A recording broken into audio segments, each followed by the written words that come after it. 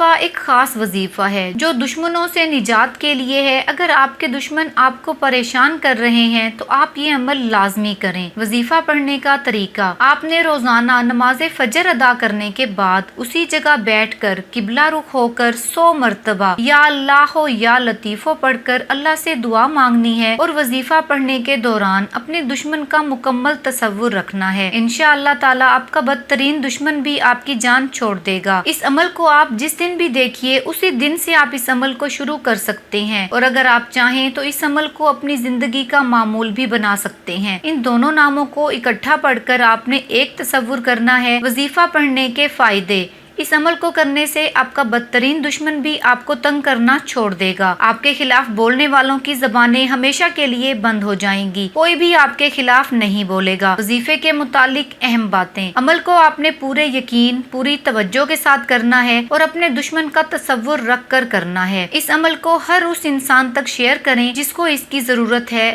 اچھی بات دوسروں تک پہنچانا بھی صدقہ جاریہ ہے۔ جزاک اللہ۔